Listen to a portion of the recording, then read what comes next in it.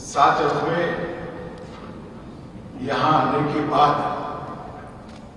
निस्वार्थ सेवा देकर कुछ कहने की जरूरत नहीं है। इस सेवा का प्रत्यक्ष दर्शन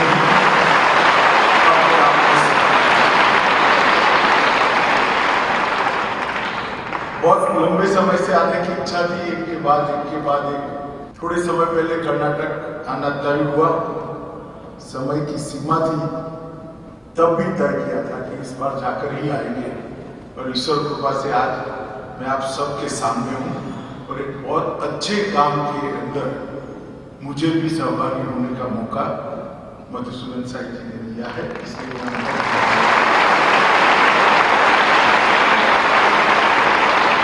आज मैं बुलंदशहर के सत्यसाई ग्राम में मौजूद हूँ। यही गांव हमारे भारत के गौरवशाली पुत्र भारत रत्न विश्वेश्वरैया जी का भी गांव है और दुनिया भर के शिक्षा के साथ जुड़े हुए लोग श्री विश्वेश्वरैया जी का सम्मान करते हैं। आज उन्हीं के गांव में, जन्म के गांव में आकर मैं अपने आप को बहुत आनंदित और उत्साहित महसूस करता हूं। मित्रों, मैंने पहले ही कहा कि मैं यहाँ आकर साथ में निशब्द जिस तन्मयता के साथ, जिस पारदर्शिता के साथ, सेवा और समर्पण के भाव के साथ यहाँ सेवा का कार्य निस्वार्थ रूप से किसी नामना की चाहत भी न रखते हुए हो रहा है। इस सार्थ में सेवा के क्षेत्र में काम करने वाले भारत भर के लोगों के लिए अनुकरणीय है। और मुझे स्वाभाविक इसलिए लगता है कि इसकी प्रेरणा स्रोत सत्य साई बाबा का उपदेश, उन्हीं के उपदेश से प्रेरणा लेकर ये संस्था आगे चल रही है। और यहाँ पर 1973 से अनवरत रूप से एक सेवा का यज्ञ चलाने का काम चल रहा है। आज 400 बिस्तर के सुपर स्पेशलिटी अस्पताल का भूमि पूजन का कार्यक्रम था। सरला मेमोरियल अस्पताल का आज एक्सटेंशन हो रहा है। और मेरे लिए थोड़ा आनंद का विषय ये भी है कि इंदुलाल शाह जी के साथ मेरा भी एक संपर्क रहा। जब सत्य साई बाबा यहाँ पेयजल की बहुत बड़ी आंध्र प्रदेश में एक योजना कर रहे थे, तब उसके एस्बेस्टोस के पाइप हमारे यहाँ दिग्विजय सीमेंट कंपनी से आते थे, जो मेरी कॉन्स्टिट्यूएंसी में थी। और जब सत्य साई बाबा ने हमारे केंद्रीय नेता को फोन किया कि इस पर टैक्स क्यों लगाया जा रहा है, ये तो सेवा का काम है, तब गुजरात सरकार के पास उनका संदेश लेकर इंदू भाई आए थे।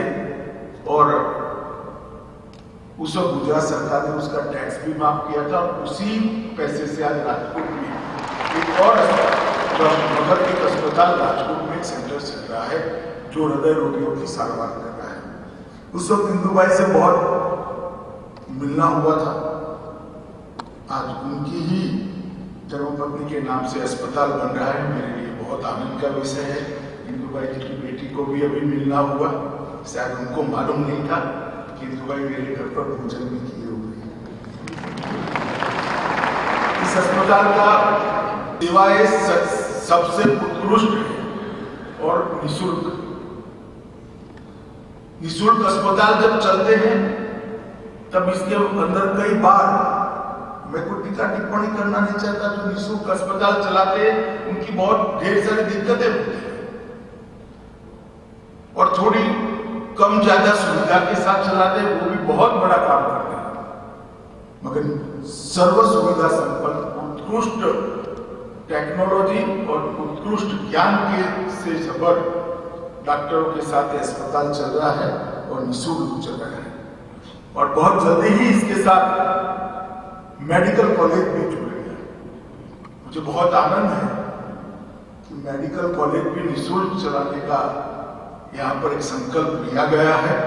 शायद दुनिया का तो मालूम नहीं है, मगर भारत का सबसे पहला निःशुल्क मेडिकल कॉलेज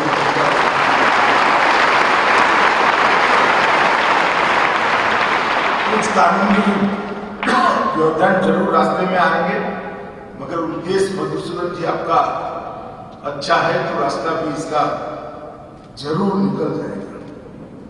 सेवा के क्षेत्र में इस देश में अनेक लोग काम करें, अनेक संस्थाएं काम करें, अनेक संतों महंतों ने, अनेक धर्माचार्यों ने, अनेक समाज जीवन के अलग अलग क्षेत्र के लोगों ने सेवा के यज्ञ को इस देश में सालों से, वर्षों से, युगों से चलाया है। और आज सेवा के यज्ञ में जिस प्रकार के परिवर्तन की जरूरत है, समयानुकूल परिवर्तन, वो परिवर्तन के साथ, उसके मॉडर्नाइजेशन के साथ आज सेवा के यज्ञ को यहाँ चलता देखकर मन को बहुत बड़ी शांति होती है।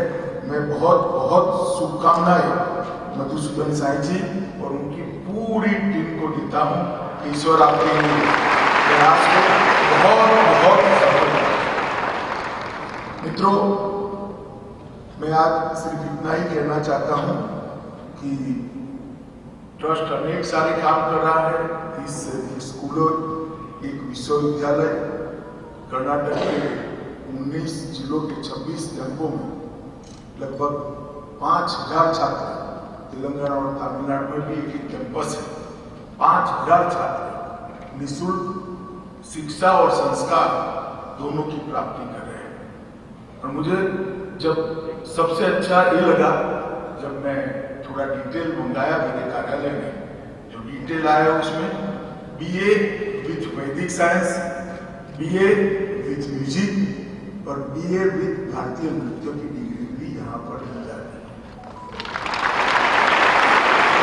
हमारी ये परंपराएं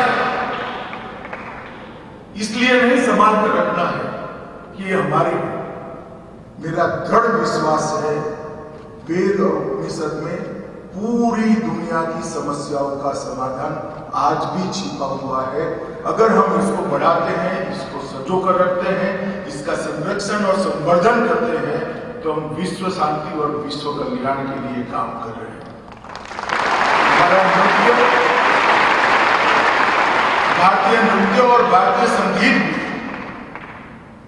सिर्फ मन के आह्लाद के लिए नहीं, मन को चिर शांति पहुंचाने के लिए, मन को चिर शांति प्राप्त करने के बाद मन को स्थित अवस्था में लाने के लिए, और स्थित अवस्था में लाने के बाद उद्वगति देने के लिए भी हमारा संगीत और नृत्य इस प्रकार से इसकी रचना की गई है। इसलिए दुनिया के किसी भी संगीत के शास्त्र में एक प्रकार से आवाज को इस प्रकार से नहीं वर्णन किया। हमें हमारे यहाँ इसको नाद ब्रह्म कर उसको भी ब्रह्म मानकर आगे बढ़ने की, जीवन को उन्नत बनाने की एक लक्ष्य रखा गया है। मैं मधुसूदन जी को बहुत बहुत साधुवाद देना चाहता हूं कि वैदिक साइंस, म्यूजिक और भारतीय नृत्य, ये तीनों दिशाओं छात्रों को तैयार करना है। इसके शिक्षक भी तैयार होंगे और आगे जब समय अनुकूल आएगा तब इसको आगे बढ़ाने के लिए एक प्लेटफॉर्म जरूर तैयार कर रहे हैं, एक नींव डालने का काम आप कर रहे हैं। और मुझे पूरा विश्वास है कि समय जरूर आने वाला है। कौन सोचता था कि इस देश से धारा 370 हट सकती है एक ही समय में? धारा 370 कौन सोच सकता था कि पूरी दुनिया के अंदर योग दिन मनाया जाएगा? हमारी संस्कृति की धरोहर योग को पूरी दुनिया स्वीकार कर चलेगी। कौन मानता था कि मां गंगा के अंदर स्नान कर आचमन भी आप कर पाएंगे, गंगा इतनी शुद्ध हो जाएगी। मैं अभी आचमन कर आया। समय जब आता है तब सब चीजें होना शुरू होती है, तब तक इसको टिकाना बहुत महत्वपूर्ण होता है। और मधुसूदन साई जी आप वो काम कर रहे हैं, इसलिए मेरी आपको बहुत बहुत शुभकामनाएं। निःशुल्क ब्रेकफास्ट बच्चों को न केवल शिक्षा के लिए आने का आकर्षण का केंद्र बनेगा, उनको पौष्टिक आहार मिलने से मन और शरीर दोनों शिक्षा प्राप्त करने के लायक होंगे। इसके लिए भी बहुत बड़ा 5 लाख सरकारी बच्चों को आप, ये 5 लाख से ज्यादा सरकारी बच्चों को आप। मित्रों, मोदी जी की सरकार आने के बाद सर्वे संतु निरामया के लक्ष्य को मन में रखते हुए मोदी जी ने इस देश के स्वास्थ्य क्षेत्र में आमूलचूल परिवर्तन लाने का सोचा। स्वास्थ्य क्षेत्र के लिए कोई भी चीज सोचने बैठते थे तो सबसे बड़ा हर्डल आता था कि डॉक्टरों की ही उपलब्धि नहीं है। अगर डॉक्टर ही उपलब्ध नहीं है तो सेवाओं का विस्तृतीकरण, सेवाओं का एक्सटेंशन और उसको गांव तक पहुंचाना असंभव है, क्योंकि डॉक्टर कम थे, सारे के सारे डॉक्टर शहरों में ही काम करते थे, क्योंकि वहां इनकम ज्यादा थी। परंतु एक लक्ष्य लेकर सिर्फ 7 साल के अंदर मैं आपको बताना चाहता हूं कि पहले 7 साल पहले 387 मेडिकल कॉलेज थे और आज 596 मेडिकल कॉलेज बनाने का काम देश में हो रहा है। लगभग 51,000 डॉक्टर हर साल एमबीबीएस की डिग्री लेकर बाहर आते थे। आज 51,000 से बढ़कर 89,875 डॉक्टर बाहर। पीजी की बात करिए तो 31,000 पोस्ट ग्रेजुएट डॉक्टर बाहर आते थे, आज 62,000 डॉक्टर हर साल पोस्ट ग्रेजुएट हो रहे हैं। एक बहुत बड़ा मेडिकल एजुकेशन का इंफ्रास्ट्रक्चर देश में बनाने का काम नरेंद्र मोदी जी ने एक विजनरी की तरह हाथ में लिया, और अभी आगे भी नहीं पहुंचे, लक्ष्य बहुत दूर है, मगर एक संगीन शुरुआत, एक मजबूत शुरुआत भारतीय जनता पार्टी की नरेंद्र मोदी सरकार ने की। इसके साथ साथ इलाज के लिए कितने ऐसे सत्यसाई सरला अस्पताल चलते होंगे, बहुत कम चलते। गरीब के पास इलाज के लिए पैसा ही नहीं था। मोदी जी ने प्रधानमंत्री आयुष्मान भारत योजना लाकर देश के 80 करोड़ गरीबों को 5 लाख तक का सारा स्वास्थ्य और इसके कारण ये बहुत मल्टी डायमेंशनल एक निर्णय था। इसके कारण अब स्वास्थ्य सेवाएं गांव के अंदर परकोलेट हो गई। कोई डॉक्टर उसका अपना अस्पताल तो खोल लेगा, डिस्पेंसरी भी खोल लेगा, छोटा सा ऑपरेशन थिएटर भी बना लेगा, मगर ऑपरेशन कराने कौन है? आज सबके पास 5 लाख का कार्ड है। एमबीबीएस, एमएस और एमडी हुए डॉक्टर गांव में जाकर अपनी डिस्पेंसरी खोलना शुरू हो गए हैं और स्वास्थ्य सेवाओं को गांव तक रीच पहुंचना शुरू। इसके साथ जन औषधि केंद्रों को भी खोलना शुरू। जेनरिक दवाइयां सारी की सारी 40% से 90% कम दाम पर आज जन औषधि केंद्र पर उपलब्ध कराने का काम नरेंद्र मोदी सरकार ने किया। इसके कारण ढेर सारे गरीब परिवारों को जन औषधि केंद्र से सस्ते में दवाइयां मिल रही और वेलनेस सेंटर बनाने की शुरुआत की। इसके साथ साथ योग और आयुष को छोड़कर रोग ही ना आए, रोग के मूल पर ही काम हो, जो हमारी परंपरागत पद्धति थी, आयुर्वेद और योग, ये दोनों का कर दोनों को मिलाकर हर सरकारी अस्पताल में आयुष का एक्सटेंशन सेंटर और योग का एक्सटेंशन सेंटर भी खोला है, जो गुड बिहेवियर के कारण इम्यूनिटी भी बढ़ाता है और स्वास्थ्य भी अच्छा रहता है, मन को भी स्वस्थ रखता है।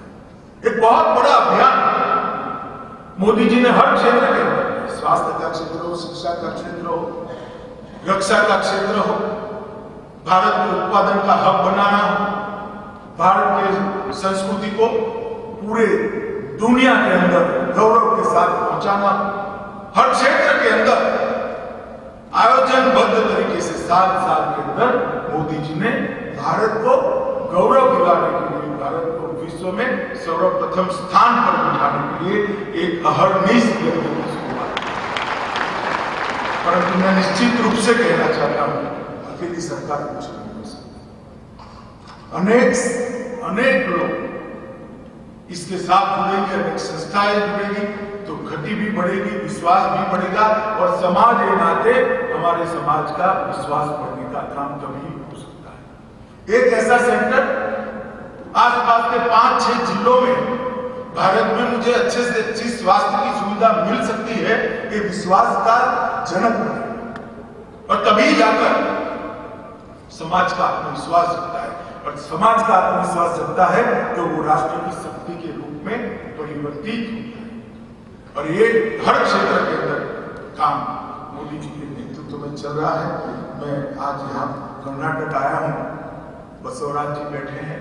मैं कर्नाटक सरकार को बहुत बहुत शुभकामनाएं इसलिए देना चाहता हूँ क्योंकि कर्नाटक की तीनों लहर कोरोना की लड़ाई को मैंने बहुत नजदीक से देखा है। बहुत अच्छे तरीके से कर्नाटक सरकार ने कोरोना के खिलाफ लड़ाई लड़ा और वैक्सीनेशन के काम को भी बहुत अच्छे तरीके से। मैं कुछ समय पहले प्रहलाद भाई की परिवार में शादी थी, तब आया था बसवराज जी को पूछा, बसवराज जी वैक्सीनेशन क्यों ढीला ढाला चल रहा है? उन्होंने कहा 15 दिन दीजिए, हम गति पकड़ लेंगे और 7 में 1 महीने के अंदर देश की एवरेज से ऊपर ले जाने का काम बसवराज बोम्बे के नेतृत्व में हुआ है। आज कर्नाटक पूर्ण वैक्सीनेशन से संपूर्ण सुरक्षित, हम सब के लिए आनंद का विषय मित्रों। आज एक बार फिर से मेरे लिए बहुत हर्ष का विषय है कि पुण्य कार्य के अंदर मधुसूदन जी ने मुझे जोड़ा है। मैं उनको विश्वास दिलाना चाहता हूँ कि आप जिस निष्ठा से और जिस लोगों के प्रति प्यार की भावना से सत्य साईं बाबा के संदेश के अनुरूप काम कर रहे हैं, वो विफल नहीं जाएगा। और जहाँ कहीं भी आपको सरकार की जरूरत न पड़े तो मेरी प्रार्थना है पड़ती है तो हम निश्चित रूप से आपके साथ खड़े रहेंगे। फिर से धन्यवाद करकर मेरी बात को समाप्त करता हूँ।